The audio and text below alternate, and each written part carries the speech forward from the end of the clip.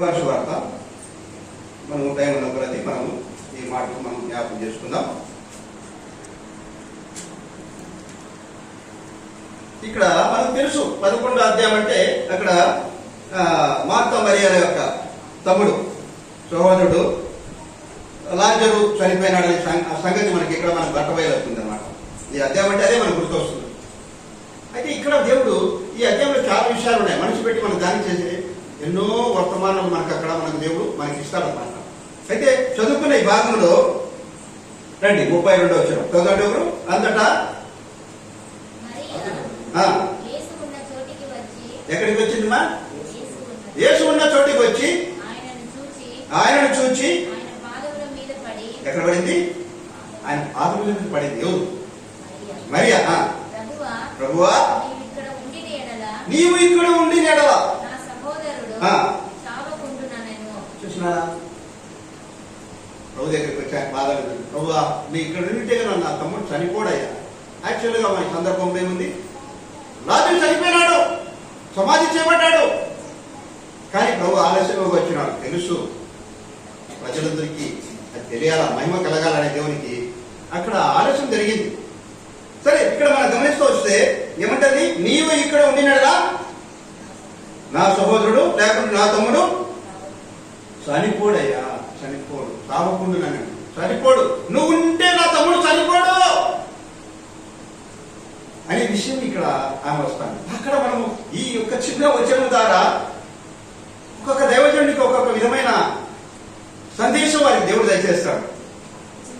ఎందుకంటే బైబిల్లో 119 కీర్తనలో దావీదు అంటాడు, దేవా నీ ధర్మశాస్త్రంలోని ఆశ్చర్య సంగతులు చూసినట్టు నా కన్నులు, నిజంగా దేవుడు కన్నులు తెలిస్తే ఇక ప్రపంచంలో ఏది చదవమను, ఏది ఇష్టపడను, అంత ఆశ్చర్యమైన సంగతులు ఈ బైబిల్లో ప్రపంచంలో మొత్తం దాచి వచ్చినాడు దేవుడు.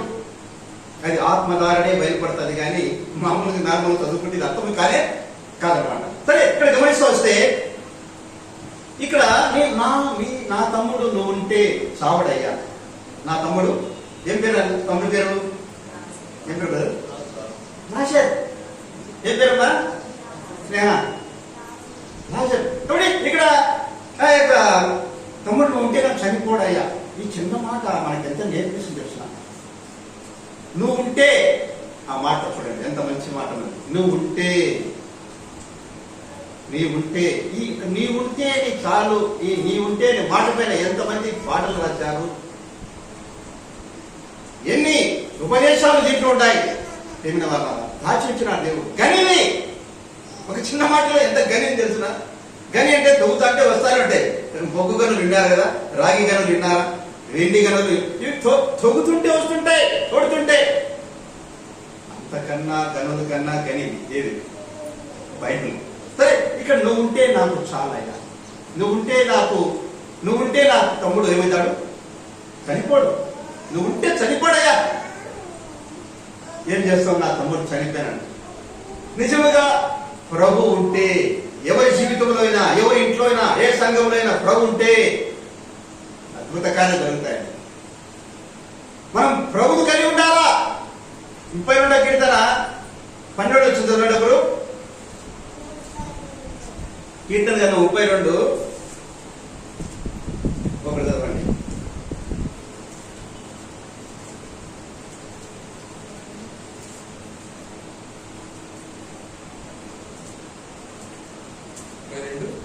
పన్నెండు 32 కీర్తన.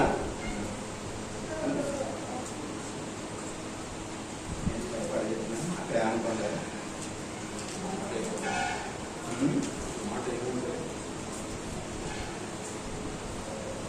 33. ఇది ఎప్పుడో పాత మాట, ఎప్పుడో మైండ్ లో పడిపోయింది. చెప్తారు 12. యెహోవా తమకు నిజంగా దేవుడు కలిగి ఉంటే వారందరూ ఎవరంట? భూములు కలిగిన వాళ్ళు ధన్యులు, బంగారం వెండి ఉండే వాళ్ళు ధన్యులు, ఉద్యోగం కలిగిన వాడు ధన్యుడే.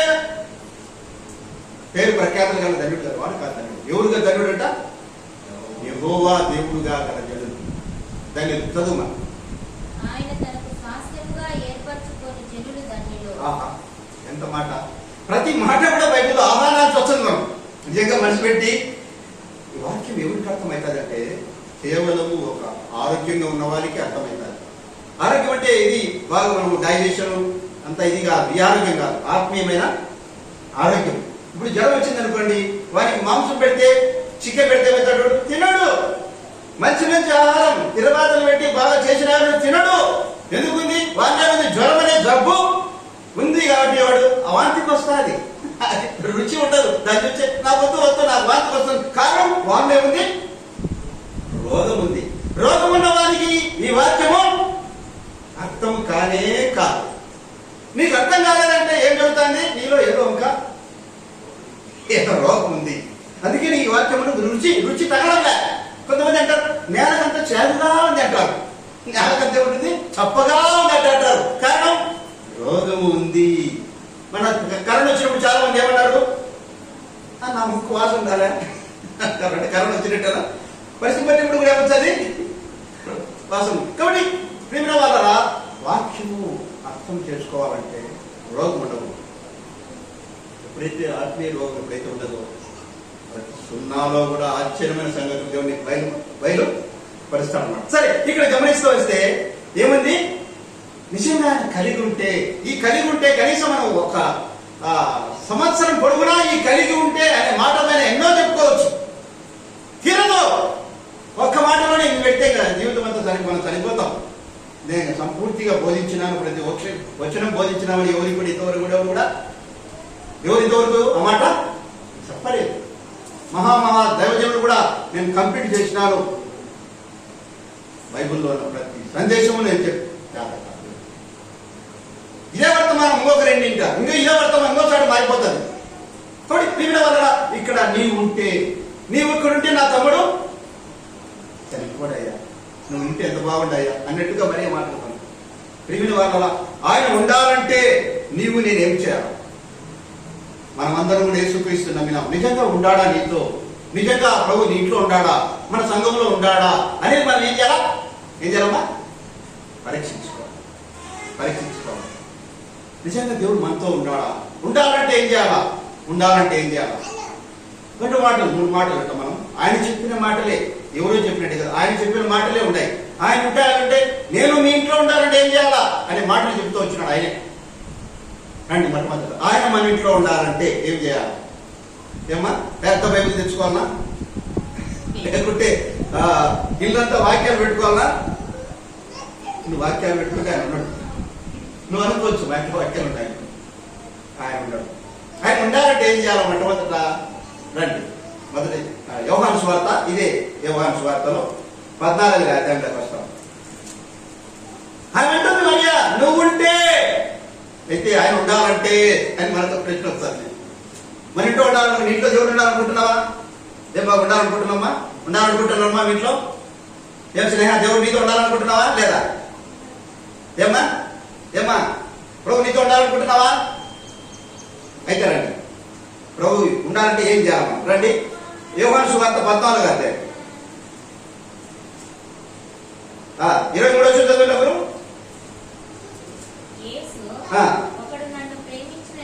ఒకడు నన్ను ప్రేమించిన యెడల వాడు నా మాట నా తండ్రి వారిని ప్రేమించును, మేము వారి వద్దకు వచ్చి. ఎంత మంచి మాట అంటే, ఇది నువ్వు చదివి చూడు, ఇది నువ్వు అభ్యాసం చేసుకుంటే నీతో ప్రభు వీడు, నిన్ను నీ భర్తతో ఉంటాడు, నీతో ఉంటాడు, నీ భార్యతో ఉంటాడు, నీ పిల్లలతో ఉంటాడు, నీ కుటుంబంతో ఉంటాడు. మన దేవుడు కొనుకడు, నిన్ను కాపాడువాడు కొనుకడు, తెరపోడు. అలాంటి దేవుడు నీతో ఉంటాడు. ఇది గుర్తుపెట్టుకోండి, నీతో ఉంటాడు. నీతో ఉండాలని ఆశ నీకుంటే, నా దేవుడు నాతో ఉంటే ఆయనకి ఎట్లా నేను తప్పు చేయలే, ఆయన పక్కనుండి నేను నా కోరిక తీర్చుకోలేను అనుకుంటున్నావా? అయితే నీతో ఉండడు. నీ కోరిక నువ్వు తీర్చుకోవాలా, నువ్వు నీ రహస్య జీవితం నువ్వు జీవించాలనుకుంటే ఆయన నీతో ఉంటాడు. ఆయన మనతో ఉండాలంటే మొట్టమొదటి ఏం చేయాలమ్మా? అలా చదవండి అన్నమాట. ఏం చేస్తారంటమ్మా? గైకొంటాడు. నా తండ్రి వారిని ప్రేమించును, మేము వాని వద్దకు వచ్చి వాని యొద్ద నివాసము చేతుము. ఎంత వండర్ఫుల్ వచ్చాను ఇది. కాబట్టి దేవుడు మొట్టమొదట నీతో నాతో మనతో మన కుటుంబంతో మన పిల్లలతో సదాకాలము ఉండాలంటే నువ్వు మొట్టమొదట ఏం చేయాలమ్మా? ఆయన మాట వినాలి. ఏమి నెల రాసిన ఆయన మాట వినకూడదు.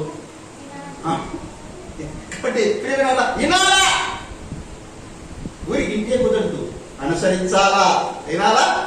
డాక్టర్ మందులు చెప్తాడు, నేనే చెప్తాను. చాలా మంది పొరపాటు చేస్తుంటారు. ఒక ఆమె మందులు ఇస్తే నెల తర్వాత మళ్ళీ మందులకు వచ్చింది. ఏం సార్ ఇది మందులు ఏం పని చేయలే అనింది. ఆమెకి ఇచ్చింది ఒక వ్యాధికి, ఆమె చేసింది ఇంకొక వ్యాధికి. ఆమె చేసింది రోజు మందులు ఉదయం 3 మూతలు సాయంకాలం 3 మూతలు మందు తాగాలమని చెప్తే రోజు ఉదయం 3 మూతలు సాయంకాలం 3 మూతలు ఏం చేసింది? నెత్తి గుర్తుకుంటూ వచ్చింది. నెత్తిని తీసుకొని 3 మూతలు వేసానంట, రుద్దుతుందట. సాయంకాలం అంటే రుద్దుతూ వచ్చిందట. ఎట్లా చేసినామంటే ఇటు చెప్పింది. అట్లా చేసి ఎట్లా తల్లి నీ వ్యాధి ఎట్టపోతుంది. నేను చెప్పింది నేను ఉదయం 3 మూతలు తాగు సాయంకాలం 3 మూతలు తాగని నేను చెప్తే నువ్వేం చేసినావు? ఏమేసిందట? నెత్తి పూసుకునిందట. అన్నా నెత్తి పూసుకున్నాక నాకు కళ్ళు మంటలు తల అది పోయిందంట. కాబట్టి ఇక్కడ ఏంటంటే ఎందుకు చెప్తున్నా అంటే ఆయన మాట సరిగా వినాలా. ఎక్కడో మనసు పెట్టి ఎక్కడెక్కడో ఉండి త్వరగా పోవాలా బీటెక్ అయితేనే టైం పాస్ చేయాలని కొన్ని అనుకుంటే ఇక్కడ నీకు వాక్యము అర్థం కాదు. మాటలు పెడితే ఎంత మనసారా తింటావు. వ్యాసం ఇంకా పెరిగి అంత మనసారా తింటావే. దేవుని వాక్యం ఎప్పుడు ఎట్టినాలా? మనసారా వినాలా. చూడు ఆయన ఎన్నికలు ఏం చేసింది? తల పూసుకోమని తాగమంటే ఏం చేసింది? ఎత్తికి పూసుకోవాలి. నేను చాలా చెప్పి పెడతా అంట. ఇంకొకరికి తిరుపతిలో ఒక సంఘ పెద్దకు మెడిసిన్ తీసుకున్నాడు. ఆయనకి ఏం చేసినాడు? ఆయన చెప్పినట్టు ఇల్లే. ఆయన ఏం చేసినాడు? ఈ మెడిసిన్ ఈ టైం నీకు చెప్తే ఆ రెండు కలిపి వేసుకున్నాడు. కలిపి వేసుకుంటే ఏమైంది? కళ్ళు వినాలా. సర్వోన్నతుని యొక్క వాక్యం మనం ఏం చేయాలా? విని మనసు పెడితే ఆ విధంగా అనుసరిస్తే మన జీవితం ధన్యమవుతాయి. ఎప్పుడు దేవుడు నివాసం చేస్తాడు. మరి ఏమంటున్నారు? నువ్వు ఉంటే అయితే ప్రభు మన ఇంట్లో ఉండాలంటే మొట్టమొదటి ఏం చేయాలమ్మా? దేవుని మాట వినాలి. ఈ మాట వినక ఎంతో మంది నాశనమైన వాళ్ళు ఉన్నారు. ప్రపంచంలో ఆయన మాట వినక అందరూ నాశనమైన వాళ్ళు ఉన్నారు. కానీ ఇనినవాడు ఎవడు కూడా నష్టపోయిన వాడు లేడు. ఇనినవాడు ఎప్పుడు కూడా నశించిపోయిన వాడు లేడు, కూలిపోయిన వాడు లేడు. ఆయన మాట విన్నవాడు వాని జీవితం అది ఊహించలేని జీవితంగా ఉంటుంది. కాబట్టి ప్రియమైన వాళ్ళు ఆయన నీతో నివాసం చేయాలంటే మొట్టమొదటి ఏం చేయాలా? ఆయన మాట వినాలి. మనము అక్కడ ఒక మాట వినని వ్యక్తి ఏం చేసినాడు తెలుసిన? తన జీవితమే పాడైపోయింది, పతనం అయిపోయింది. అతను చూస్తే అతని గురించి విస్తే మనకు బాధ అనిపిస్తుంది, ఏడుపు వస్తుంది. అంత భయంకరమైన స్థితి. ఎందుకు ఇట్లా అయిపోయినాడని మనకి ఏడుపు వస్తుంది. రండి న్యాయపత్రం 15 అధ్యాయం. ఒక ఎగ్జాంపుల్ అంతే. వినకుంటే ఏం జరుగుతుంది? చాలా ఉన్నాయి. 14వ అధ్యాయం 15 కాదు 14వ అధ్యాయం ఒకటి చదవండి. మొదటి వచ్చింది. తిమ్నాతులకు వెళ్ళి తిమ్నాతులో ఏం చేసి ఒక అమ్మాయిని చూసినాడు. ఎక్కడ పోయి? తిమ్నాతులో పోయి ఒక అమ్మాయిని చూసినాడు. చూస్తే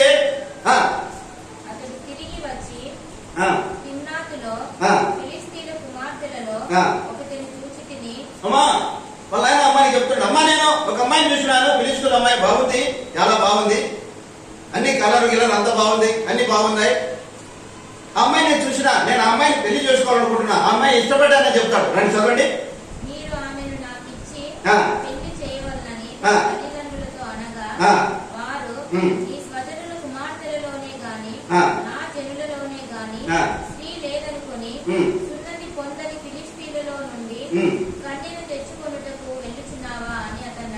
అడిగిరి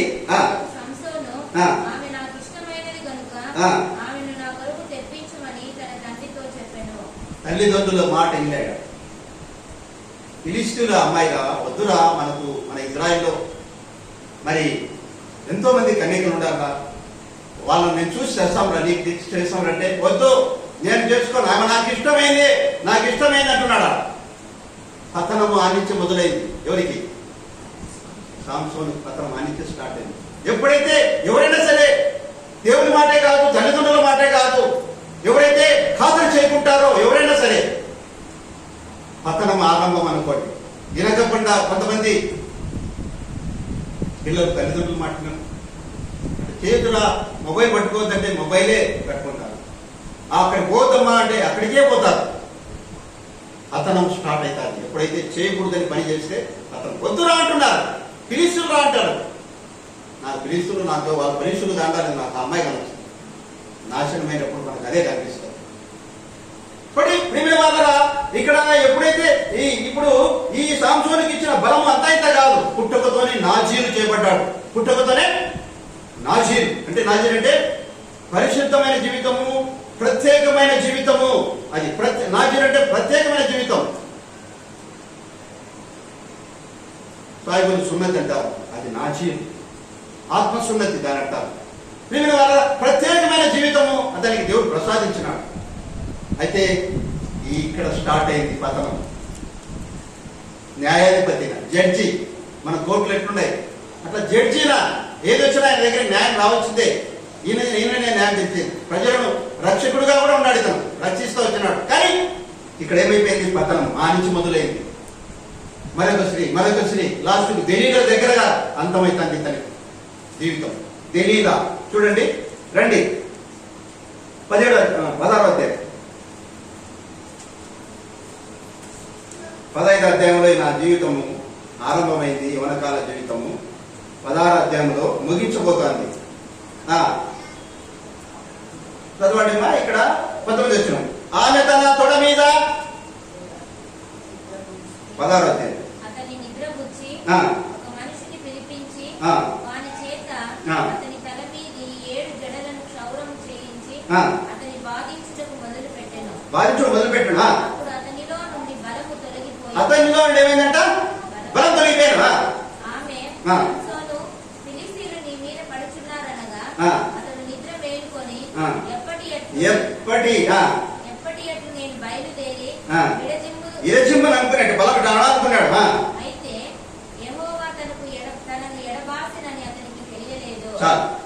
ఆ తర్వాత ఇక్కడ ఏం జరుగుతుంటే, ఆ తర్వాత వాళ్ళు వచ్చి ఇతని కళ్ళు ఉడబెడతారు, అతని గొలుసులతో కట్టేసుకొని దాగోని గుడిలో బంధిస్తారు అతన్ని. దీని వల్ల ఈ యొక్క మధ్యాహ్న సమయంలో దేవుడు మనకి ఇస్తున్న సత్యం ఏంటంటే, దేవుడు నీతో ఉండాలంటే మొట్టమొదటి ఏం చేయాలమ్మా? ఏం చేయాలా? మనం ఎన్నో ఏళ్ళ నుంచి ప్రభు నమ్ముకోవచ్చు. నువ్వు వింటున్నావా దేవుని మాట? మన టైం లేదు కానీ చాలా విషయాలు ఉన్నాయి దీంట్లో. దేవుని మాట వినాలి. ఎప్పుడైతే దేవుని మాట వింటావు, దేవుడు మనతో ఉంటాడు. ఎప్పుడైతే మనతో ఉంటాడో, ఎప్పుడైతే మనతో ప్రభువు మనతోనే కాపాడు ఉంటాడో, మన కుటుంబం నెమ్మదిగా, సంతోషం, మన ఇల్లు అంతా కూడా దేవుని యొక్క వాతావరణంలో ఉంటుంది. కాబట్టి ఇక్కడ దేవుడు మనతో ఉండాలంటే మొట్టమొదట ఆయన మాట వినాలి. నేను నివాసం చేస్తాం. ఎంత మంచి మాట కదా. కాబట్టి సాంసోను దేవుని మాట వినకపోవడం, దేవుడు ఏం చేసినాడు? ఎడబాసినాడు. ఏం చేసినాడు మా దేవుడు? ఎడబాసినాడు. అతను ఇంకా నా బలం ఉందని అనుకుంటున్నారు. ఈ దినాలు చాలా మంది మేము యేసుని నమ్ముకున్నాం, మేము చాలా రోజులే బాప్టిజం తీసుకొని అనుకుంటున్నాం. కానీ నిజంగా దేవుడు నీతో ఉన్నాడా? దేవుడి శక్తి నీతో ఉందా? దేవుడు ఎడబాసినాడా? అది నువ్వు గమనించాలా, తేడా గమనించాలా. దేవుడు నీతో ఉంటే నీ ప్రార్థన వింటా అంటాడు. గుర్తుపెట్టుకో, నీకు నెమ్మది ఉంటుంది. ప్రతి స్వరము వినవచ్చంటది నీకు. నువ్వు బైబిల్ చదివినప్పుడు ఆయన స్వరం వినవచ్చంటది. కాబట్టి ప్రియమైన వాళ్ళ ఈ సమయంలో దేవుడు మనతో ఉండాలంటే ఒక మాట చూసుకున్నాం. వినకపోతే ఏం జరుగుతుందో ఒక వ్యక్తిని చూసుకున్నాం. ఇంకొక మాట మనం చూపిస్తాను. దేవుడు మనతో ఉండాలంటే రండి 2వ కొరింథీ పత్రిక. దేవుడు మనతో ఉండాలంటే ఒక 2 మాటలు చూస్తాం. 2వ కొరింథీ 6వ అధ్యాయం. ఇది మనకు తెలిసిన భాగమే, అయినా ఈ సందర్భంలో బాగు చక్కగా మనకు ఉపయోగపడుతుంది. 18 వచ్చిన 2వ కొరింథీ 6:18. దేవుని ఆలయమునకు విగ్రహములతో ఏమి పొందిక మనము జీవము గల దేవుని ఆలయమై ఉన్నాము. అందుకు దేవుడు ఇలాగ సెలవిచ్చుచున్నాడు, నేను వారిలో, గమనించండి, నేను వారిలో నివసించి సంచరించు, నేను వారి దేవుడే కుటుంబంతో సంచరిస్తాడంట, మనతో ఉంటాడంట. అంతేకాదు నేను వారికి దేవుడే. వారు నా ప్రజలే ఇందులో. అయితే దేవుడు మనతో సంచరించాలా, మనతో ఉండాలంటే మనం ఏం చేయాలి? అక్కడ రాయబడతా చూడండి. కావున మీరు వారి మధ్య నుండి బయలు వెడలి ఏకముగా ఉండుడే. ఏం చేయాలంటమ్మా? ప్రత్యేకమైన జీవితం, సపరేషన్ అండ్ లైఫ్. ప్రత్యేకమైన జీవితం జీవించాలి. ఎక్కడ నుండు, ఏ ఊర్లో నుండు, ఏ దేశంలో నుండు.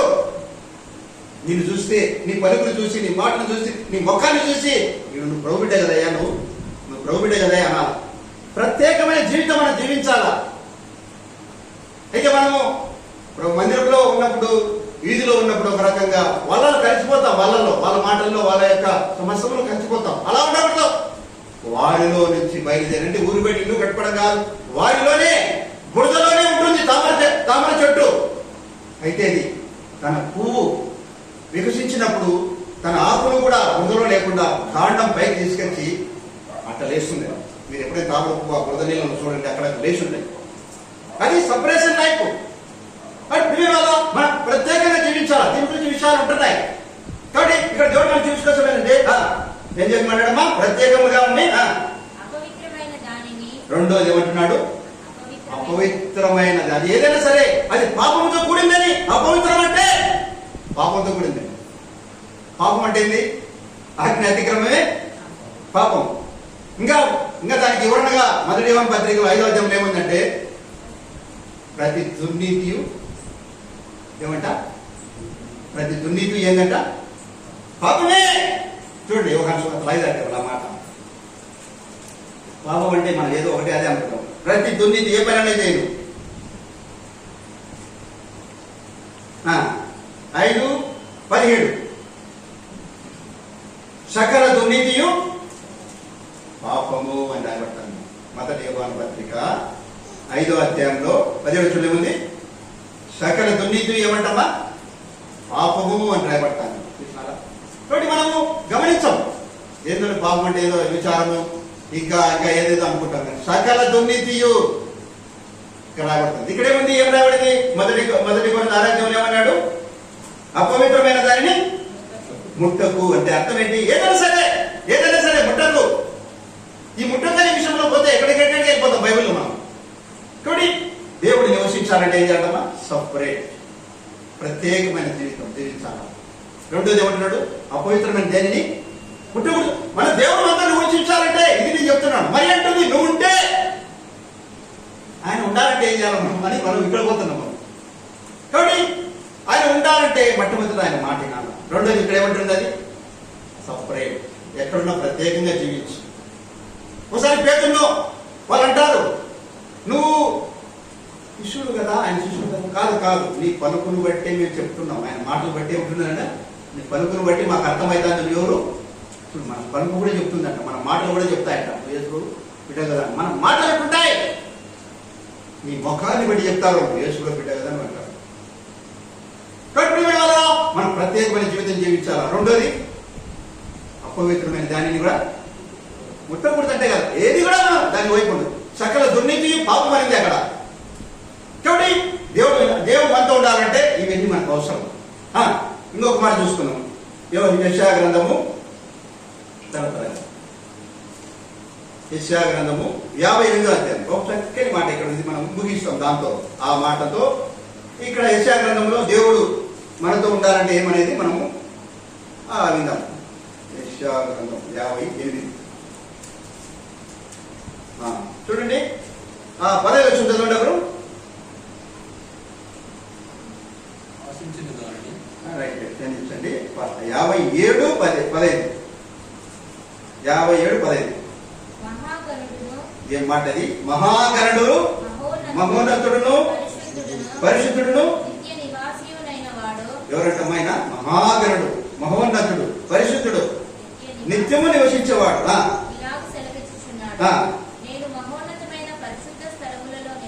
ఎక్కడుంటాడంట? మహోన్నతమైన. చంద్రమండలం ఎన్ని కిలోమీటర్లు ఉంది? ఆ తర్వాత సూర్యం, ఆ తర్వాత మిగతా గ్రహాలు ఎన్ని, ఆ తర్వాత చుక్కలు వస్తే లెక్కించలేని కోట్ల మైళ్ళ దూరం ఉంటాయి. అంతకు పైన ఉంటాడు ఎవరు?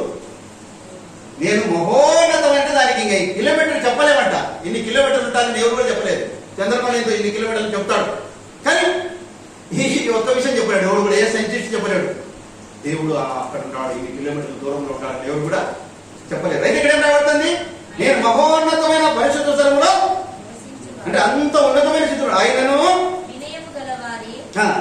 ప్రాణం ఉద్యమ చేయుటకును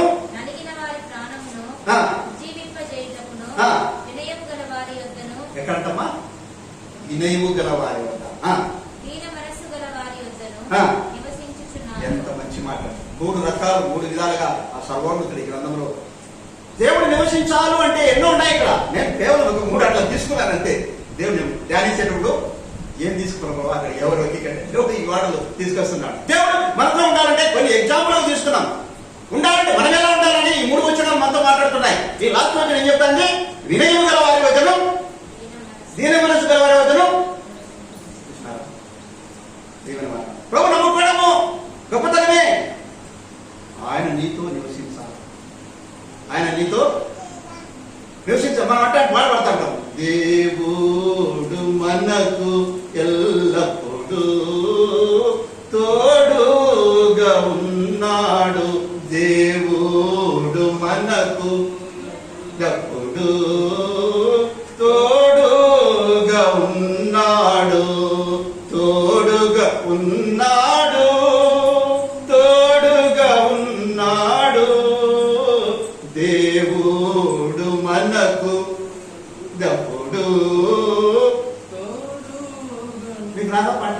రాదు పాట అడగా.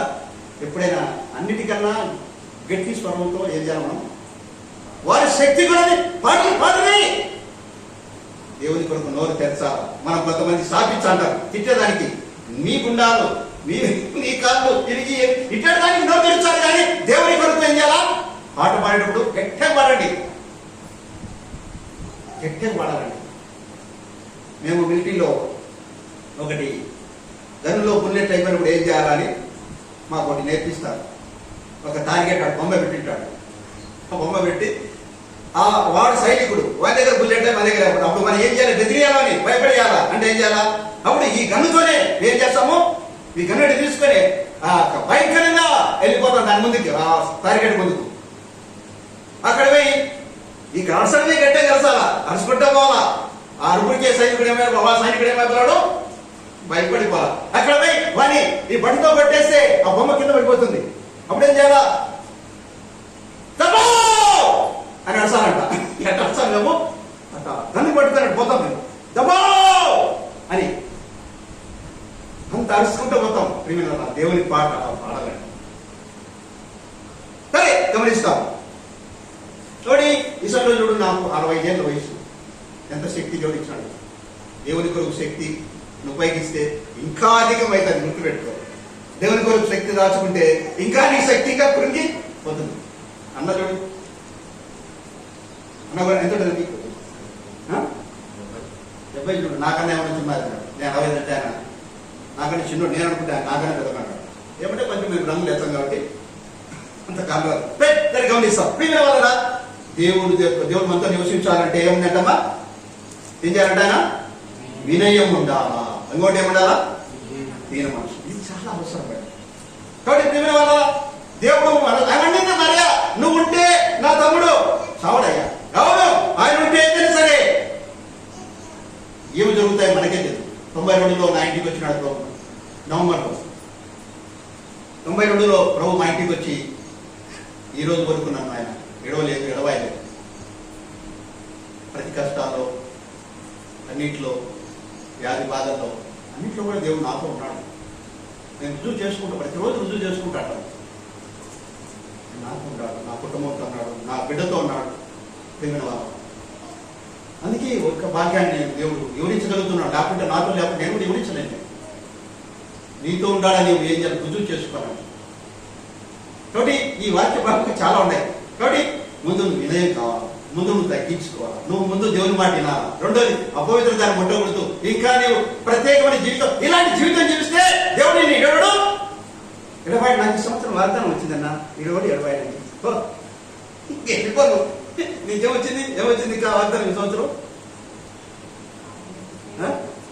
మనం అంటాం నాకు 10 సంవత్సరం భరించింది, నా 20 నాకు తోడే ఉంటాడంటనా రాత్రి పగులు ఉన్నాడు నీకు. ఎందుకంటే నువ్వు లేవు, నువ్వు వినడంలే, నువ్వు అభద్రమైన జీవితం చూస్తావు, నువ్వు సప్రెసమైన జీవితం లేదు, నువ్వు వినేవి లేదు, దీని మనసు లేదు. ఇంకెట్టా ఈ వాగ్దానం నెరవేరుతాయండి? కాబట్టి ఉదయ కాలంలో ప్రభు నేను ముగిస్తున్నాను, ఎందుకంటే టైం అయిపోయింది. ఇక్కడ మనకు కొన్ని వచనాలంగా మిగిలిపోయినాయి. ఎందుకంటే ఈ దేవుడు లేకుంటే ఏం జరుగుతాయి లేదా విషయాలను చూసుకుంటారు. దేవుడు ఉంటావా అనేదానికి ఎట్టుంటాడు మనతో ఆయన అనేది కొన్ని నేర్చుకుంటూ వచ్చాము. దేవుడు ఉన్నా కానీ కొన్ని సమస్యలు జరుగుతాయి. దేవుడు ఉన్నా కానీ ఒకరింటికి పెళ్లి వినాడు యేసుప్రభు. ఎవరింటికి వినాడమ్మా? కనాను. గుర్తొస్తుంది పెళ్లి అంటే అది కనాను వినాడు. అసలు యేసుప్రభు ఉన్నాడు పెళ్లిలో. అయితే ఏం తక్కువ వచ్చిందాడా? ఏం తక్కువ వచ్చింది వినాడా?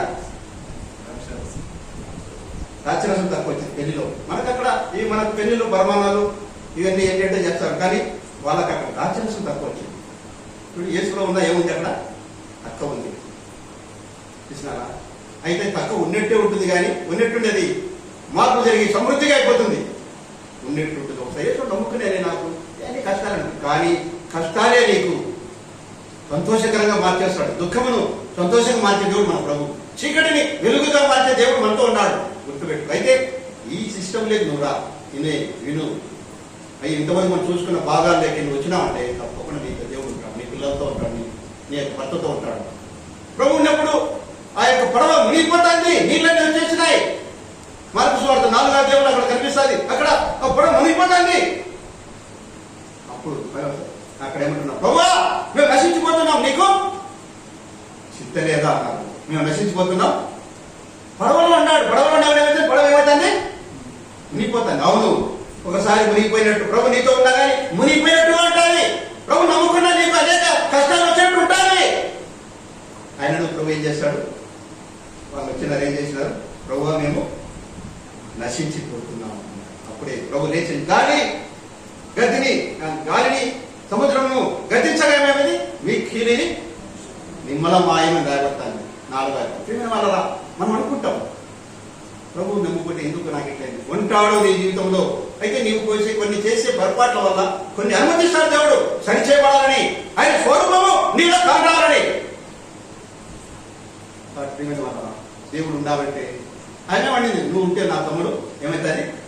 మళ్ళా చదువు ముగించు. 11